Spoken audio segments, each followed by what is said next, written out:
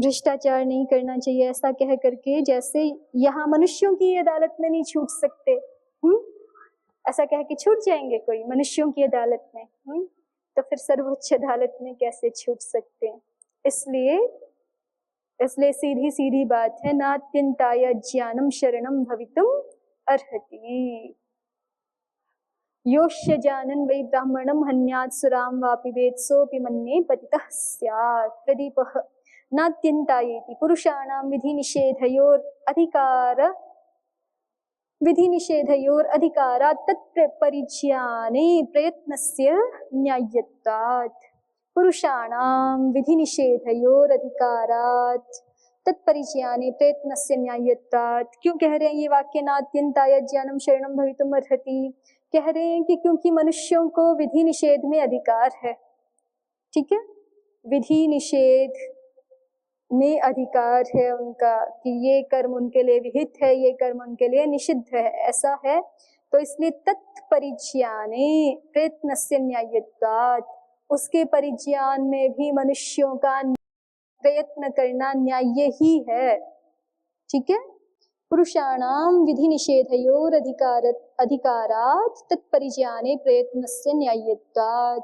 विधि और निषेध पुरुषों के लिए विहित है, उसमें उनका अधिकार है, विहित कर्मों में उनको करने का अधिकार है, निषिद्ध कर्मों को छोड़ने का अधिकार है। इसलिए तत्परिज्ञाने, विधि और निषेध के परिज्ञान में प्रयत्न करना ये भी उनके लिए अत्यंत न्याय्य है, उपयुक्त है, करना ही चाहिए। ऐसा नहीं कह के छूट सकते कि हमें पता नहीं था कि क्या तो हमारे लिए विहित है और क्या निषिद्ध है, जाने हम क्या हमारे लिए विहित है क्या निषिद्ध है और वैसा करें।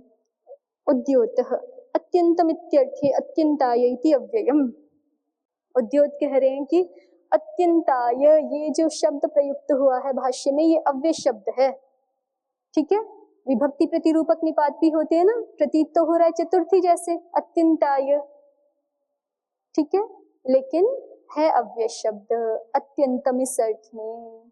अत्यंतमित्यर्थे अत्यंताय इति अव्ययम्। पुरुषाणाम इति मनुष्याणाम इत्यर्थः। पुरुषाणाम इति का अर्थ क्या हो गया, मनुष्याणाम। तिरश्चाम अत्यंतायोग्यत्वात् अस्त्वज्ञानम शरणम। कह रहे हैं कि जो तिर्यक प्राणी है ना, वो तो बेचारे जानने में अत्यंत अयोग्य है, वो तो भोग योनियां है, तो उनके अत्यंत योग्य होने से अस्त्वज्ञानम शरणम, उनके लिए अज्ञान शरण हो सकता है। लेकिन मनुष्याणाम तु योग्यत्वात्, मनुष्यों को तो भगवान ने बहुत योग्य बनाया है, बहुत योग्यता प्रदान की है, इसलिए तैर निषिद्धानुष्ठान वर्जनार्थम अवश्यम शास्त्रम विज्ञेयम। तो इसलिए उनके द्वारा तो निषिद्ध अनुष्ठान के वर्जन के लिए उनको अवश्य ही शास्त्रों को जानना चाहिए कि क्या निषिद्ध कर्म है, क्या हमें नहीं करने चाहिए। और हमारे जीवन में विहित से भी अधिक बल जो है वो निषिद्ध पर होना चाहिए, नहीं तो हम कितना ही अच्छा करते जाएं, वो हमारा सारा नष्ट होता जाता है यदि हम निषिद्ध कर्मों में प्रवृत्त रहते हैं तो, है ना। विहित कर्म किया 1-2 घंटे अच्छा काम कर लिया, और फिर बाकी 22 घंटे निषिद्ध कर्म हो रहे हैं, तो वो 1-2 घंटे अच्छे की हुए का क्या ही फल होगा, कैसे पार पाएंगे, नहीं ना। तो इसलिए विहित कर्मों से भी अधिक बल किस पर है, निषिद्ध कर्मों के वर्जन पर है। चलिए, और जो विहित में अपने आप को 24 घंटे लगाए रखे तो फिर उसके निषिद्ध अपने आप ही छूट जाते हैं, ये भी एक बात है।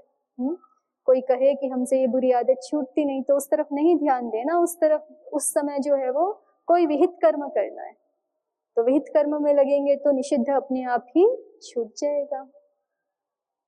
अतो अवाग योग विदो महान अनर्थ इति भावः।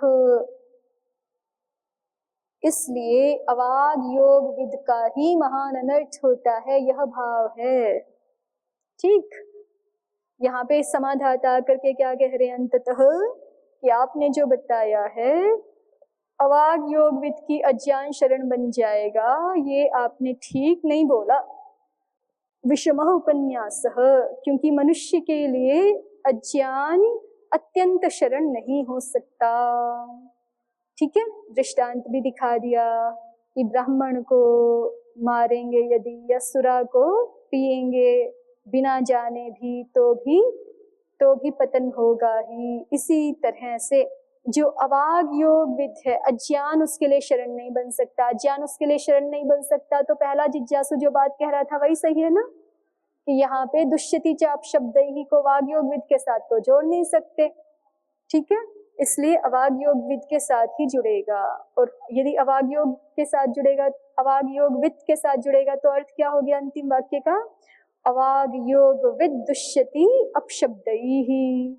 तो इस तरह से अतो अवाग योग विदो महान अनर्थः, तो इसलिए जो महान अनर्थ की प्राप्ति, महान पातक की अधर्म की प्राप्ति हो रही है वो किसको हो रही है, अवाग योग विद व्यक्ति को हो रही है। अतः इसलिए अवाग योग विदः महान अनर्थः इति भावः, अवाग योग विद व्यक्ति का महान अनर्थ होता है, यह अभिप्राय है अंतिम वाक्य का, दुष्यति चाप शब्दैः का। तत्र नानन्ताय इत्यनेन शास्त्राज्ञानं नैव शरणं दोषद्वय प्रसंगात्। तो वहां पर भाष्यकार का जो वाक्य है, नात्यंताय ज्ञानम शरणम भवितुम अर्हति, तो इसका अभिप्राय ये समझना चाहिए कि शास्त्राज्ञानम नैव शरणम, जो अवाग योग विद व्यक्ति है उसका शरण ये नहीं बन सकता शास्त्राज्ञान, शास्त्राज्ञान उसकी शरण बन जाए, ठीक है, शास्त्राज्ञान उसकी शरण बन जाए ऐसा नहीं हो सकता। क्यों, दोषद्वय प्रसंगात, दो दोषों का प्रसंग आने से। किंतु वध्यादेर ब्राह्मणत्वाद्य ज्ञानमेव पापाल्पत्ते प्रयोजकमिति ध्वनितम। कौन से दो दोष आ जाएंगे यदि हम शास्त्राज्ञान को शरण मान लेंगे तो? एक तो ये वाक्य जो है वो व्याकरण अध्ययन का अनुष्ठापक नहीं रहेगा, है ना, और व्याकरण शास्त्र अधर्म का हेतु बन जाएगा, ये दोष है ना। यदि हम ऐसा मान लें कि शास्त्राज्ञान अवाग योग विद व्यक्ति की शरण बन जाएगा, यदि ऐसा माने तो इसका मतलब अवाग योग व्यक्ति को तो दोष नहीं लग रहा, फिर दुष्यति चाप शब्द ही के साथ कौन जुड़ेगा, वाग योग विद ही जुड़ेगा, तो उसमें दोष आ जाएगा। क्या दोष, कि एक तो ये विरोध आ रहा है कि वाग योग विद को ही जय की प्राप्ति भी हो रही है और उसी को अधर्म की प्राप्ति भी हो रही है, एक तो ये समस्या है। और दूसरा फिर ये हो जाएगा कि शास्त्र तो अधर्मजनक हो गया, तो फिर ये वाक्य आपका व्याकरण अध्ययन का अनुष्ठापक वाक्य नहीं होगा, अननुष्ठापक वाक्य ही हो जाएगा फिर तो, ठीक है, तो ये दोष है। किंतु वध्यादेर ब्राह्मणत्वाद्य ज्ञानमेव पापाल्पत्ते प्रयोजकमिति ध्वनितम। अब ये एक बात कह रहे हैं कि ये जो उदाहरण दिया है ना, योष्य जानन वही ब्राह्मणम हन्यासुराम वापि वेद सोपि मन्ये पतितः स्यात्, वो भी पतित तो होता ही है, दोष तो उसका भी होता ही है।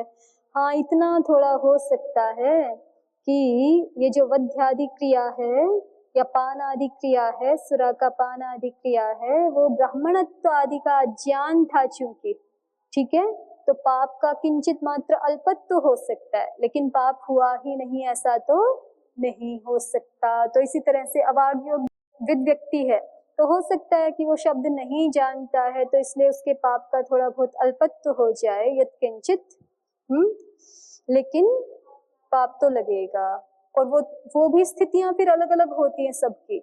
मान लो एक व्यक्ति पैदा ही जो है वो कहीं दूर गांव के इलाके में, वहां पढ़ने पढ़ाने की कोई सुविधा नहीं, कुछ नहीं, है ना, और ऐसा व्यक्ति जिसको कोई था ही नहीं, गाय भैंसी चरानी थी और विद्या का शिक्षा का कोई प्रबंध ही नहीं था, एक वो अपशब्दों का प्रयोग करे, और एक जो है वो जिसको अच्छी तरह से सारी शिक्षा दीक्षा की व्यवस्था उपलब्ध थी और उसने प्रमाद किया और नहीं पढ़ा लिखा ठीक से, अब वो अपशब्दों का प्रयोग करे, सबके स्तर बदल दे जाते, ठीक है, सबकी क्रिया अलग अलग होती है, किसका पाप का कितना आधिक्य होगा, किसका कितना कम होगा, सबका एक जैसा नहीं होता ना। हम जानते हुए भी गलती करते हैं तो दोष बढ़ जाता है ना। कोई नहीं जानता है और कोई जानता है तो उसका दोष बढ़ जाता है। जैसे और ऐसे भी होता है कि मतलब जो व्यक्ति अधिक सामर्थ्यशाली होता है उसी दोष को वही दोष यदि क्षत्रिय व्यक्ति करे या वैश्य व्यक्ति करे उसका दोष कम लगेगा। वही व्यक्ति यदि वही गलती यदि ब्राह्मण करे उसको दोष अधिक लगेगा। यकीनी स्थितियों में ऐसे भी होता है कि गरीब व्यक्ति वो दोष कर रहा है तो उसको राजदंड भी मान लो 2 रुपए लगा, और एक व्यक्ति बहुत सामर्थ्यशाली है उसको लगा तो उसको उसी 2 रुपए के स्थान पे उसको 2 करोड़ भी लगेगा। ये आज की व्यवस्था में तो ऐसे नहीं होता है, लेकिन पहले की दंड व्यवस्था में ऐसा भी होता था। तो ये अलग अलग है। तो ये कह रहे हैं कि अज्ञान जो है वो शरण तो बिल्कुल भी नहीं हो सकता, लेकिन हाँ इतना जो है वो हो सकता है कि वध्यादि क्रियाओं में ब्राह्मणत्व आदि का यदि अज्ञान है तो पापाल्पत्व का ये प्रयोजक हो सकता है, ब्राह्मणत्व आदि का अज्ञान थोड़ा बहुत। भाष्ये योष्य जानन्निति निषेध शास्त्रम अजानन ब्राह्मणत्वादि ज्ञान पूर्वकम तद्वधादि कुर्यात् सोपि पतित एव इत्यर्थः। अब देखिए इसमें भी 2 अलग बातें हो गई हैं। एक तो ये है कि जो व्यक्ति ब्राह्मण का वध कर रहा है ना, उसको निषेध शास्त्र तो पता है कि ब्राह्मण को मारना नहीं चाहिए, निषेध शास्त्र का तो ज्ञान है उसको, धर्म शास्त्र का ज्ञान है कि ब्राह्मण को मारना नहीं चाहिए, सुरा पीनी नहीं चाहिए, ये धर्म शास्त्र में निषिद्ध है, ऐसा तो उसको ज्ञान है। लेकिन ये मैं जिसको मार रहा हूँ किसी भी युद्ध आदि के प्रसंग में या किसी झगड़े आदि के प्रसंग में, मैं जिसको मार रहा हूँ ये सामने वाला व्यक्ति ब्राह्मण है, ये यदि वो नहीं जानता है, या ये जो मुझे पिलाया जा रहा है ये सुरा है, ये वो यदि नहीं जानता है तो उसका किंचित मात्र पापाल्पत्व हो सकता है उस अज्ञान के कारण से।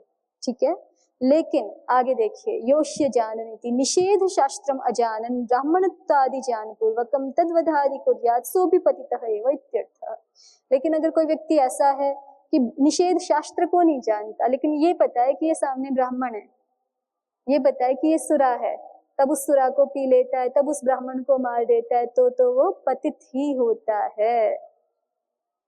ठीक है, ब्राह्मण को मार दिया, भले ही उसको ये नहीं पता था ब्राह्मण को नहीं मारना चाहिए, लेकिन ये पता है कि ये सामने वाला ब्राह्मण है, ये सुरा है, ये पता है। तो देखिए वही लिखा है ना, निषेध शास्त्रम अजानन ब्राह्मणत्वादि ज्ञान पूर्वकम तद्वधादि कुर्यात् सोऽपि पतितः एव। पतित तो दोनों स्थितियों में है, बस थोड़ा सा इतना दिखाया इन्होंने कि निषेध शास्त्र का ज्ञान होते हुए भी हमें पता ही नहीं चल रहा कि हम निषेध शास्त्र की निषिद्ध वस्तु को करने जा रहे हैं, क्योंकि हमें सामने वाले का ब्राह्मणत्व नहीं पता है, या सामने जो पदार्थ है उसके सुरात्व के उससे हम अज्ञात है, सुरात्व रूप से अज्ञात है, तब पापाल्पत्व हो सकता है थोड़ा बहुत। लेकिन इससे विपरीत यदि स्थिति है कि निषेध शास्त्र को भले ही जानते हो ना जानते हो, ये पता है कि ये सुरा है, ये ब्राह्मण है, फिर पीते हैं, फिर मारते हैं, तो दोष होगा ही होगा। चलिए, और ये तो इन्होंने थोड़ी और सूक्ष्म विवेचना कर दी, इसमें हम ना भी जाएं तो सीधी सीधी बात है कि मनुष्य को जो है वो, मनुष्यों को भगवान ने बौद्धिक सामर्थ्य प्रदान किया है, इसलिए उनको विहित कर्मों को और निषिद्ध कर्मों को जानना ही चाहिए, और बिना जाने भी कुछ निषिद्ध कर्म करेंगे तो भी उनको दोष लगेगा ही लगेगा। ठीक, तो इसलिए दुष्यति चाप शब्द ही के साथ अवागयोग विद का ही संबंध होगा, ना कि वागयोग विद का। आगे देखिए, एवं तर्हि सोऽनन्तमाप्नोति जयं परत्र वाग्योग विद दुष्यति चाप शब्दैकः अवाग्योग विदेव। तो इसलिए समाधाता कहता है, अब आगे पूरा समाधाता ही बोल रहा है कि इसलिए जो हमने कहा है सोऽनन्तमाप्नोति जयं परत्र वाग्योग विद दुष्यति चाप शब्दै, यहाँ पर कह ये प्रश्न यदि पूछेंगे तो अवाग्योग विदेव ऐसा ही उत्तर आना चाहिए। अथ यो वाग्योग विद, और आप कहो कि जो वाग्योगविद है वो नहीं अपशब्दों से दूषित होगा, उसको भी तो अपशब्द ज्ञान से अधर्म लगना चाहिए ना, वो भी तो अपशब्दों को जान रहा है। तो कहा नहीं, उसको नहीं लगेगा। क्यों? विज्ञानम तस्य शरणम, उसको अधर्म या उसको पाप नहीं लगेगा। क्यों नहीं लगेगा? विज्ञानम तस्य शरणम, उसकी शरण विज्ञान है। प्रदीपः प्रकरणात् सामर्थ्यम बलीयः इत्याह। प्रकरण से भी अधिक बलवान कौन है? सामर्थ्य। ठीक है, तो प्रकरण के अनुसार तो वाग योग विद ही जुड़ना चाहिए यहाँ पे श्लोक में, दुष्यति चाप शब्द ही के साथ, उसी का प्रकरण चल रहा है ना, वाग योग विद का ही, तो प्रकरण के अनुसार तो वही जुड़ना चाहिए, लेकिन उसके अनुसार अर्थ संगति नहीं ठीक हो रही, तो इसलिए सामर्थ्य से कौन जुड़ेगा? वाग अवाग योग विद, ये जुड़ जाएगा। तो इस प्रकरण की अपेक्षा भी कौन अधिक बलवान होता है? सामर्थ्य हेतु अधिक बलवान होता है, सामर्थ्य निमित्त अधिक बलवान होता है। प्रकरणात् सामर्थ्यम बलीयः इत्याह। वाग योग विद का जो ज्ञान रूप प्रकरण है उसकी अपेक्षा यहाँ पर सामर्थ्य ही अधिक बलवान है। अवाग योग विद इति वाग योग वित्तु उभयज्योपि शब्दान प्रयुंक्ते। वाग योग विद व्यक्ति तो उभयज्य है, उभयज्य है माने साधु शब्दों को भी जानता है, और जो निश्चित रूप से साधु को जानेगा वो उसके अतिरिक्त जितने भी है उनको असाधु के रूप में पहचानेगा ही, भले उसने पढ़े हो कि नहीं पढ़े हो, जब कभी पढ़ेगा तो पहचान लेगा कि इस शब्द का तो साधु शब्द तो ये है, तो ये जो मैं देख रहा हूँ ये असाधु है ना। तो इसलिए वाग योग विद व्यक्ति उभयज्य होता है। वाग योग वित्तु उभयज्योपि शब्दान प्रयुंक्ते। वाग योग विद व्यक्ति उभयज्य होता हुआ भी शब्दों को प्रयुक्त करता है, शब्दों का प्रयोग करता है, ना अपशब्दान, अपशब्दों का प्रयोग नहीं करता है। इति ज्ञान पूर्वक प्रयोगाद अभ्युदय भाग भवति। इसलिए ज्ञान पूर्वक शब्दों का प्रयोग करने से वो अभ्युदय का ही भागी बनता है, वो दोष का भागी नहीं होता है, दोष भाग नहीं बनता है। अभ्युदय भाग भवति, क्या प्रत्यय हो गया? 3-2 में सूत्र है आपका भज धातु से, भजो न्विहि, तो न्वी प्रत्यय करोगे तो क्या बन जाएगा? अभ्युदय भाग बन जाएगा।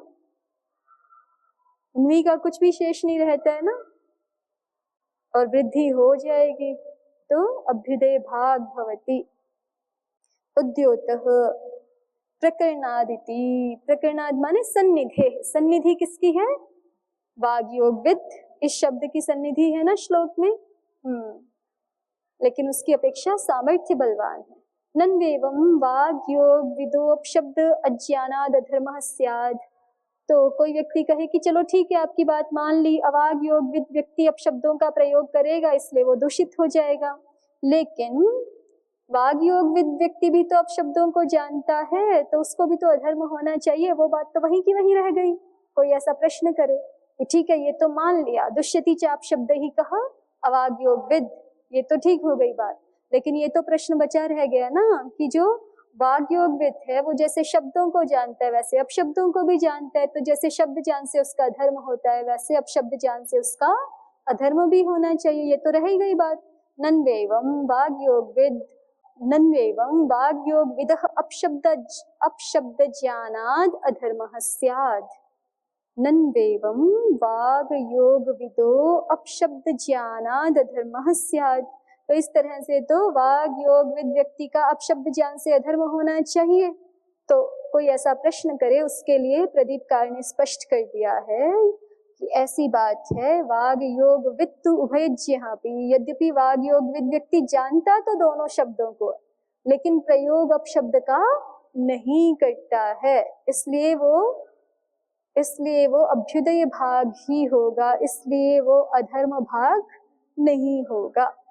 ठीक, उभयज्ञ है लेकिन शब्दान एव प्रयुंक्ते, अर्थात साधु शब्दान एव प्रयुंक्ते।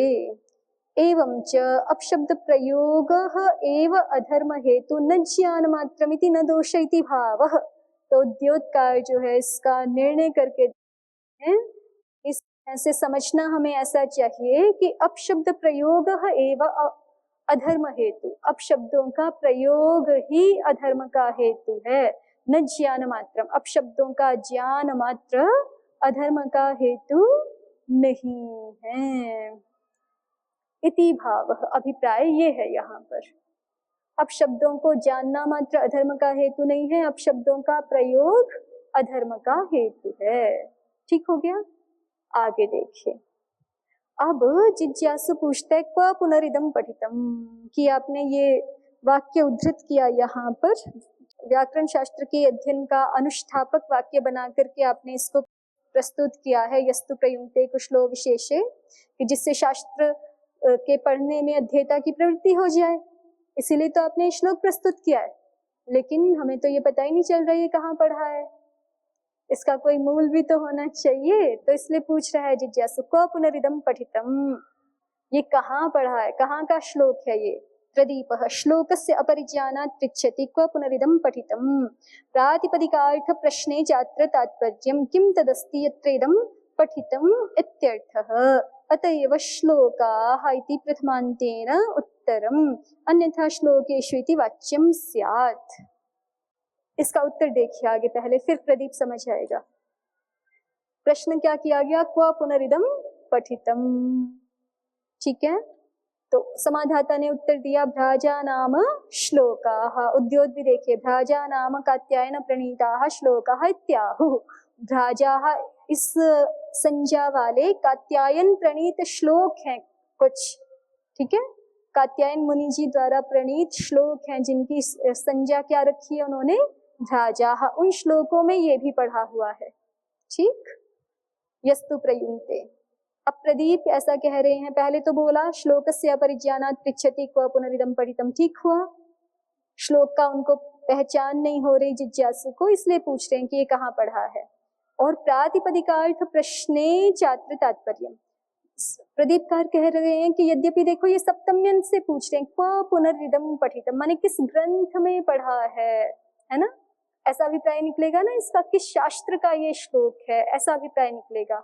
लेकिन फिर भी प्रदीपकार कह रहे हैं कि यहाँ पे जो है वो यद्यपि सप्तमी का प्रयोग है, सप्तम्यंत पद का प्रयोग, सप्तम्यंत भी नहीं है वैसे तो ये अव्यय है, लेकिन सप्तमी के अर्थ में है ना क्व शब्द सप्तमी के अर्थ में अव्यय है, तो फिर प्रदीपकार कह रहे हैं कि लेकिन फिर भी सप्तमी अर्थ वाला होने पर भी प्रातिपदिकार्थ प्रश्ने चात्र तात्पर्यम, यहाँ इस प्रश्न का तात्पर्य जो है वो प्रातिपदिकार्थ के की परिष्टि में है, ठीक है, माने प्रातिपदिकार्थ के संदर्भ में ये प्रश्न किया जा रहा है। क्योंकि आप उत्तर देखिए, भ्राजा नाम श्लोकः, प्रथमांत में उत्तर दे रहे हैं, ऐसे नहीं कहा ना भ्राजा नाम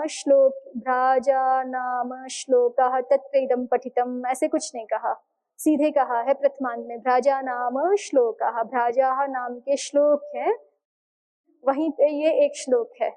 ठीक, तो इसलिए प्रदीप इसका अभिप्राय ऐसा दिखा रहे हैं, प्रातिपदिकार्थ प्रश्ने चात्र तात्पर्यम, प्रातिपदिकार्थ के बारे में प्रश्न किया जा रहा है, ये यहाँ तात्पर्य है। किम तदस्ति, अर्थात क्व पुनरिदम पठितम को और खोल के दिखा रहे हैं, किम तदस्ति यत्र इदम पठितम इत्यर्थः, वह क्या चीज है जहाँ ये पढ़े हैं, जहाँ ये श्लोक पढ़ा है, ठीक है। अतएव श्लोकः इति प्रथमान्तेन उत्तरम, इसलिए उत्तर जो है वो भ्राजेषु नाम श्लोकेषु ऐसा नहीं आया, भ्राजा नाम श्लोकः ऐसा प्रथमांत में उत्तर आया।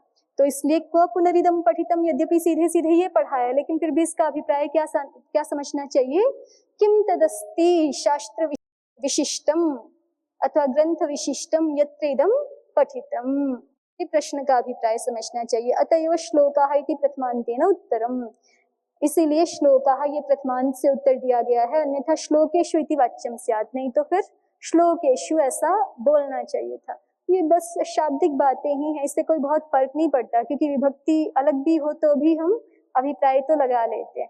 क्व पुनरिदम पठितम पूछा है, हमने बोला भ्राजः नाम श्लोका, भ्राज नाम के श्लोक है, आगे अपने आप जोड़ लेंगे तत्र इदम पठितम, नहीं जोड़ सकते क्या, जोड़ सकते हैं ना, लेकिन फिर भी कोई सीधे सीधे ही संगति लगनी चाहिए कि प्रश्न तो सप्तमी अर्थ में कर रहे थे, उत्तर प्रथमांत में दे दिया, तो उसको दिखा दिया कि नहीं वो प्रश्न सप्तमी अर्थ में जो दिख रहा है वहां पर भी प्रश्न का अभिप्राय तो प्रथमांत से ही है, ठीक है।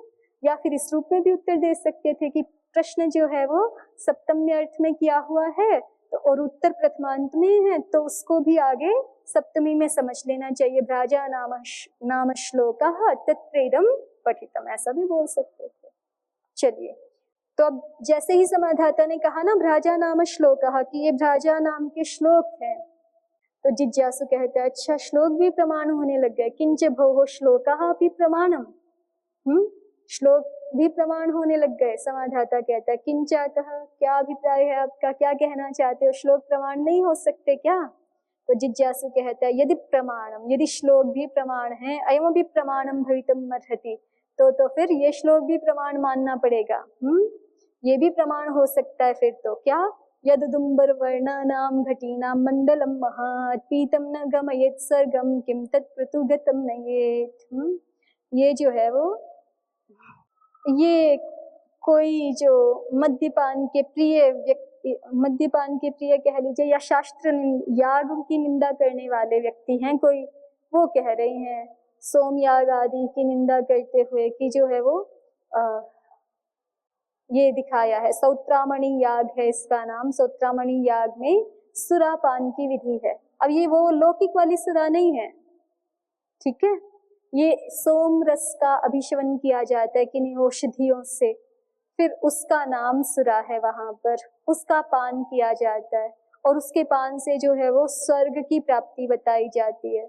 ठीक है,